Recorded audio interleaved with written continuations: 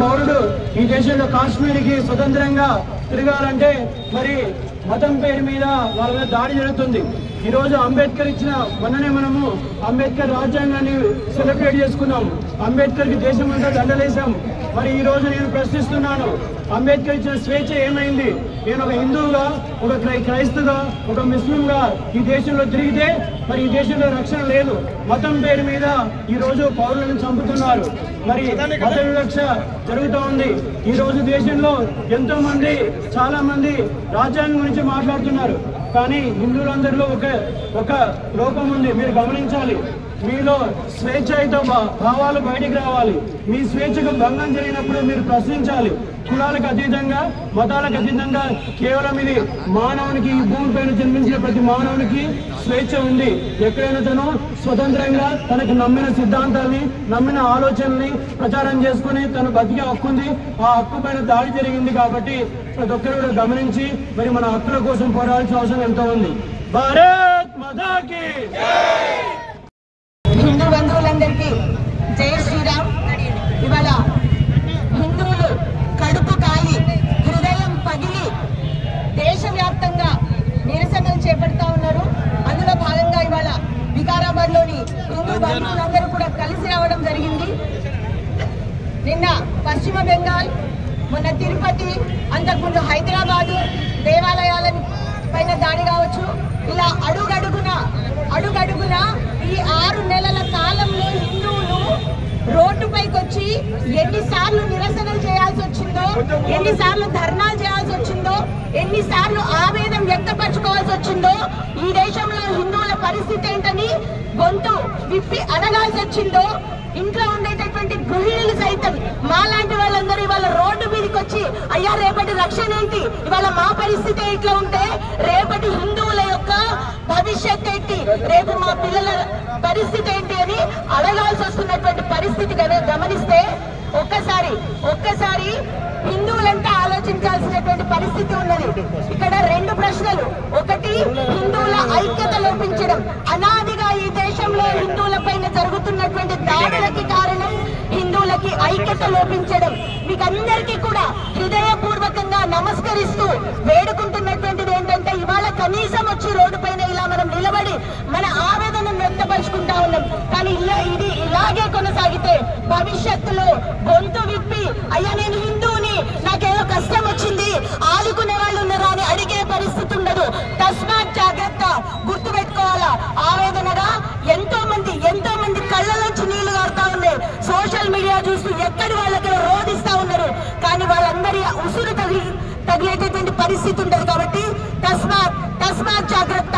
హిందువులు ఐక్యంగా ఉన్న రోజు ఈ దేశంలో హిందువుల పైన ఎలాంటి దాడి జరగదు. హిందువులు శాంతి కాముకులే తప్ప బలహీనులు కాదు.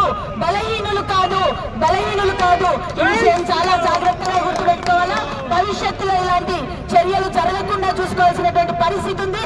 అందుకు అవసరమైతే యావత్ దేశంలో హిందువులంతా ఒక్కతాటిపైకి వచ్చి పోరాటానికి సిద్ధంగా ఉన్నారని చెప్పేసి ఈ సభాముఖంగా తెలియజేస్తూ, ఈ వేదికగా తెలియజేస్తూ జై శ్రీరామ్, జై శ్రీరామ్. ఒక్క విన్నపము, హిందువుల పైన దాడి జరిగినప్పుడు నేను ఇది అది అనేటటువంటి భావన లేకుండా ఎక్కడున్నా ఎలా ఉన్నా సరే హిందువులు బయటకు వచ్చి కొట్లాడాలి. అయ్యా రేపటి మన పిల్లల కోసం ఆలోచించాలి, రేపటి మన తరం కోసం ఆలోచించాలి, ఈ దేశాన్ని కాపాడు కోసం ఆలోచించాలి. కాశ్మీర్ విషయంలో ఒక్కటి మాత్రం గుర్తుపెట్టుకోవాలి, మన వేదాలు, పురాణాలు, ఋషులు, మునులు, మన పవిత్రమైనటువంటి మూలాలన్నీ అక్కడే ఉన్నాయి. తల తీసేసినట్టుగా ఉంటుంది. అందుకే ఆ తల కోసం తపన పడుతున్నటువంటి మన నాయకులకు మద్దతుగా నిలబడదాం. జై శ్రీరామ్, జై హింద్. జరిగిన దాడి మనం అందరం కూడా చూస్తాం. పాకిస్తాన్ ఉగ్రవాదులు మన దేశంలో కొంతమందితో కుమ్మక్కై మన దేశంలో ఉంటూ ఇక్కడ అశాంతి నెలకొల్పి భారతదేశాన్ని అస్థిరపడతారనే ఒక ఉద్దేశంతో ఈరోజు జరుగుతున్నటువంటి దాడికి భారతదేశం మొత్తం ఈరోజు మద్దతుగా ఉంది. ఖచ్చితంగా దేశ ప్రధాని గారు, ఈ భారతదేశ ప్రభుత్వం ఏ చర్య తీసుకున్నా మేమందరం కూడా మేము వెంట ఉంటాం. ఖచ్చితంగా భారతదేశంలో ఎవరు అశాంతి నెలకొల్పినా ఖచ్చితంగా హిందూ తరపున పోరాడతాం. ఒక మతానికి వ్యతిరేకం కాదు, ఒక కులానికి వ్యతిరేకం కాదు. మనమంతా భారతీయులం. భారతీయ భావాన్ని మనం అందరం కూడా ముందుకు తీసుకుపోవాల్సిన అవసరం ఉంది. గతంలో జరిగిన అన్ని కూడా మనం చూస్తా ఉన్నాం. కాబట్టి ఇప్పటికైనా భారతదేశంలో ఉన్న వాళ్ళందరూ కూడా భారతదేశం ఏదైతే భారత ప్రభుత్వం ఏదైతే కల్పిస్తుందో దానికి అందరికీ కూడా పనిచేయాల్సిన అవసరం ఉంది. భారతదేశ స్వాతంత్రాన్ని భారత మాతను మనం గౌరవించుకోవాల్సిన అవసరం ఉంది. ఎవరు కూడా ఎవరిని ఉపేక్షించేది లేదనే విధంగా ప్రభుత్వం పోతుంది. దానికంతా కూడా మనం అందరం ఇంకా ముందు ఎలాంటి చర్యలైనా కూడా అందరం కలిసికట్టుగా ఈ భారతదేశాన్ని కాపాడుకొని భారత స్వాతంత్రంలో మనం అందరం కూడా హాయిగా జీవించాలనే ఉద్దేశంగా మనం అందరం కూడా ఐక్యంగా ఉండాలని చెప్పి ఈ సందర్భంగా పిలుపునిస్తూ జై భారత్, భారత్ మాతాకి జై శ్రీరామ్, రామ లక్ష్మణ జానకి. ఈ కార్యక్రమానికి విచ్చేసినటువంటి బంధువులందరికీ, హిందూ బంధువులందరికీ పేరు పేరున నమస్కారం తెలియజేస్తూ, ఈరోజు ఈ నిరసన కార్యక్రమం ఎందుకు చేస్తున్నామో మనందరికీ తెలుసు. మరి ఈరోజు కొత్తగా ఈ నిరసన కార్యక్రమం చేపట్టాల్సి వచ్చిందంటే గత 10 సంవత్సరాలు 11 సంవత్సరాలుగా శాంతిగా ఉన్నటువంటి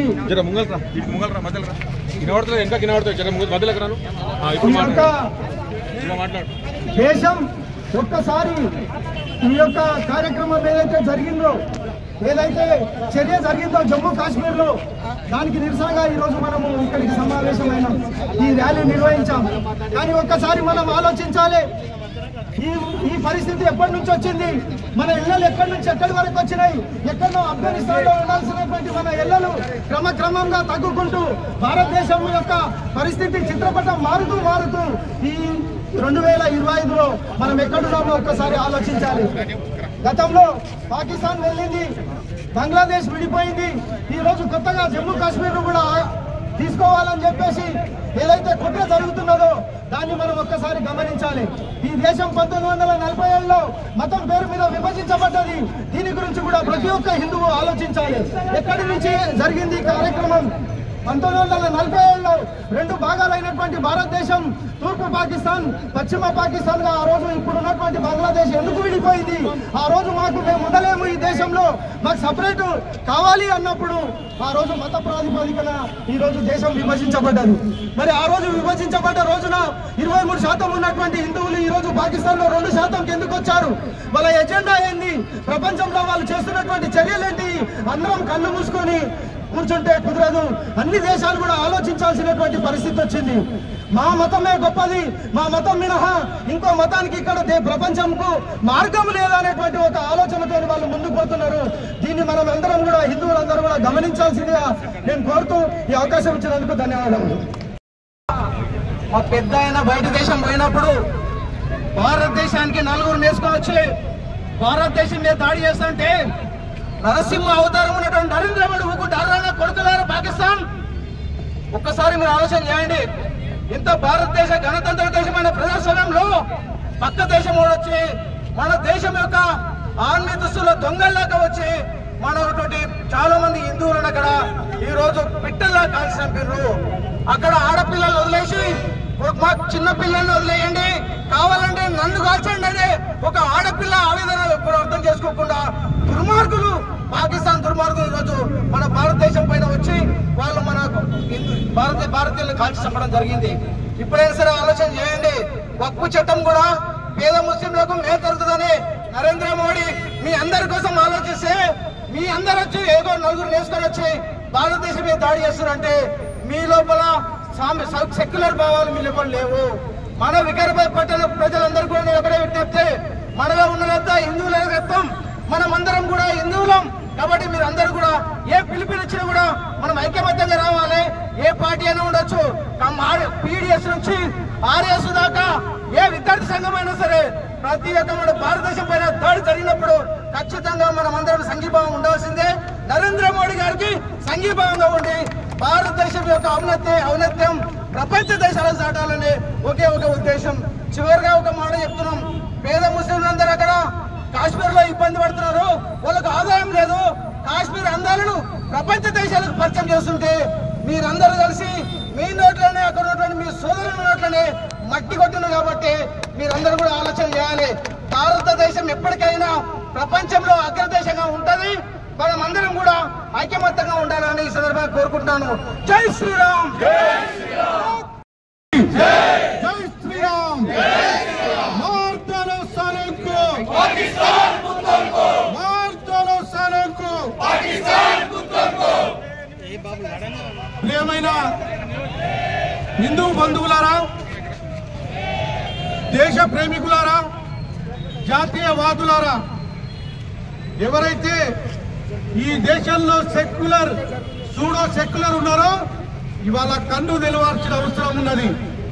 సెక్యులర్ పేరిట ఈ దేశంలో అందరము సమానమే, అన్ని మతాలు సమానమే అన్నటువంటి యొక్క సూడో సెక్యులరిస్ట్ వాదులకు హెచ్చరిస్తా ఉన్నాం.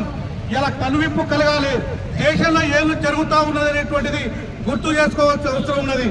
పహల్గాంలో జరిగినటువంటి యొక్క ఉదంతం, రాక్షసత్వం, క్రూరత్వం ఏదైతే ఉన్నదో, ఇలా టెర్రరిస్టుల పేరిట మతోన్మాదులు జరిపినటువంటి హింసాకాండల ఏదైతే ఉందో ఇలా భారతదేశం యావత్ ముక్త కంఠంతో ఖండించాల్సిన అవసరం ఉన్నది.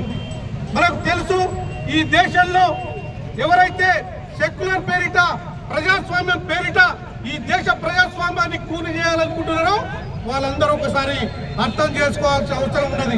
ఈ జరిగినటువంటి మారణకాండ దేని మీద జరిగింది? టెర్రరిస్టులకు మతం లేదు, ఉగ్రవాదులకు మతం లేదు అన్నటువంటి వాళ్ళు ఇవాళ మతం పేరిట ఐడెంటిటీ కార్డు చూసి బట్టలు విప్పి నీ ఏం కులస్తుడవు, ఏం మతస్థుడవు అని చెప్పి అడిగి చంపినటువంటి ఉదంతాన్ని నిన్న మనం కళ్ళారా చూస్తాం. ఇదంతా మనకు కనువిప్పు కావాల్సిన అవసరం ఉంది. ఇలా ఇంత దుర్మార్గంగా పాకిస్తాన్ ప్రేరిత తీవ్రవాదులు లష్కరే తోయిబా కానీ టీఆర్ఎఫ్ అనేటువంటి ఒక కొత్త ఫ్రంట్ ఏదైతే ఉందో, ఇవాళ నరేంద్ర మోడీ నాయకత్వంలో వచ్చినటువంటి ప్రభుత్వం 370 ఆర్టికల్ రద్దు చేసిన తర్వాత ఏదైతే జమ్మూ కాశ్మీర్ అందాల కాశ్మీర్ గా ఉన్నటువంటి ఒక కాశ్మీర్ లో అగ్నిగోళంగా ఉన్నటువంటి కాశ్మీర్ ని ఇలా పర్యాటక కేంద్రంగా తీర్చిదిద్దినటువంటి ఒక ఘనత నరేంద్ర మోడీకి దక్కినటువంటి పరిస్థితిలో దేశంలో ఉన్నటువంటి వాళ్ళు, ప్రపంచంలో ఉన్నటువంటి వాళ్ళు అనేక మంది అందాల కాశ్మీర్ ని తిలకించాలని పర్యాటకులు వెళ్తే ఇవాళ పర్యాటకులకు పుట్టన పెట్టుకున్నటువంటి ఒక దుర్మార్గమైనటువంటి చర్యకు ఒడిగట్టినటువంటి ఒక నీచమైనటువంటి దేశం ఈ ప్రపంచంలో ఉందంటే అది పాకిస్తాన్ ఒక్కటే. ఈ దేశంలో ఉన్నటువంటి ముస్లింలు కానీ, ఈ దేశంలో ఉన్నటువంటి క్రిస్టియన్స్ కానీ అర్థం చేసుకోవాలి. ఈ దేశం భిన్నత్వంలో ఏకత్వం, అందరం కూడా భారతీయులం. ఈ యొక్క జాతీయ భావాన్ని కలిగినటువంటి యొక్క ఈ గడ్డ మీద పుట్టి ఈ దేశంలో ఉన్నటువంటి నీళ్లు తాగుతూ, ఈ దేశం తిండి తింటూ, ఈ దేశాన్ని ప్రేమించకుండా మన దేశాన్ని ప్రేమించేటువంటి యొక్క మూర్ఖులను మనం హెచ్చరిస్తా ఉన్నాం, ఖబర్దారని. కాబట్టి ఈ యొక్క చర్యను తీవ్రంగా ఖండిస్తా ఉన్నాం. ఇప్పటికీ భారత ప్రభుత్వానికి మేము ఎన్నుదలుగా ఉన్నటువంటి యొక్క నినాదాన్ని మనం ఇవ్వాలా. నరేంద్ర మోడీ గారికి మోరల్ సపోర్ట్ ఇవ్వాలి. ఏ చర్య తీసుకున్నా కూడా మనమంతా కూడా ఈ ప్రభుత్వానికి, కేంద్ర ప్రభుత్వానికి వెన్నుదన్నుగా ఉంటామనేటువంటి విశ్వాసంతో మనం చేయాలి. మన యొక్క డిమాండ్ అంతా కూడా పాకిస్తాన్ తోటి దౌత్య సంబంధాలు రద్దు చేసుకోవాల్సిన అవసరం ఉంది. పాకిస్తాన్ తోటి వాణిజ్య సంబంధాలు రద్దు చేసుకోవాల్సిన అవసరం ఉంది. పాకిస్తాన్ తోటి భారతీయ క్రికెటర్లు ఎవరు కూడా క్రికెట్ ఆడకూడదనేటువంటిది కూడా మన యొక్క డిమాండ్. అంతేకాకుండా సింధు నది యొక్క ఒప్పందాన్ని రద్దు చేసుకోవాల్సిన అవసరం ఉంది. ఎక్కడ కూడా ఇంటర్నేషనల్ రిలేషన్స్ లో ఈ యొక్క దేశాల మధ్య ఉన్నటువంటి సత్సంబంధాలు ఏవైతే ఉంటాయో ఈ పాకిస్తాన్ తోటి మన భారతదేశం కొనసాగించొద్దు. అయినా కూడా POKను వెంటనే భారత ప్రభుత్వం పాకిస్తాన్ మీద యుద్ధాన్ని ప్రకటించి మన యొక్క పాక్ ఆక్యుపైడ్ కాశ్మీర్ ఏదైతే ఉందో దాన్ని ఆక్రమించుకోవాల్సిందిగా మనం అందరం కూడా డిమాండ్ చేయాలి. ప్రభుత్వాన్ని వెంటనే ప్రభుత్వం పాకిస్తాన్ మీద యుద్ధాన్ని ప్రకటించాల్సిన అవసరం ఉన్నది. కాబట్టి ఎవరైతే టెర్రరిస్టుల చేతుల్లో ప్రాణార్పణ కాబట్టి మన యొక్క సోటి హిందువులు ఎవరైతే ఉన్నారో, టూరిస్టులు ఎవరైతే ఉన్నారో వారి యొక్క ఆత్మకు శాంతి కలగాలని, వారి కుటుంబాలకు మనోధైర్యం కలగాలని చెప్పి ఆ భగవంతుని ప్రార్థిస్తూ ఈ దేశంలో మనం ఉన్నటువంటి యొక్క హిందువులము, జాతీయ భావం కలిగినటువంటి వాళ్ళము, ఈ దేశం మీద ప్రేమ ఉన్నటువంటి వాళ్ళము, ఈ సంస్కృతిని రక్షించేటువంటి యొక్క పౌరులుగా, ఈ దేశ పౌరులుగా చనిపోవడము, 100 మందికి పైగా శారీరకంగా హింసలు ఏదో ఉన్నాయో, బుల్లెట్లు ఉన్నటువంటి కాళ్ళు చేతులు ఉన్నటువంటి ఎన్నో కుటుంబాలు అన్యాయమైనటువంటి సందర్భంలో మన అందరం కూడా ఈ రోజు అందరికీ శాంతి చేకూరాలని, వాళ్ళ యొక్క ఆత్మకు శాంతి చేకూరని చెప్పి మనం ప్రదర్శన చేశాము. అదేవిధంగా ఈ రోజు మన పైన దాడి చేసేటువంటి ISI ఉగ్రవాదులు, ఆల్-ఖైదా ఉగ్రవాదులు, పాకిస్తాన్ ఉగ్రవాదులు అందరూ కూడా కేంద్ర ప్రభుత్వం ఏరియాలని చెప్పేసి కోరుతూ కేంద్ర ప్రభుత్వానికి విజ్ఞప్తి చేస్తూ ఈ కార్యక్రమానికి విచ్చేసినటువంటి ప్రతి హిందూ సోదరులందరికీ ధన్యవాదాలు తెలియజేస్తూ ఈ కార్యక్రమాన్ని 1 నిమిషం మౌనం పాటించి ముగిద్దాం. భారత్ మాతాకి జై.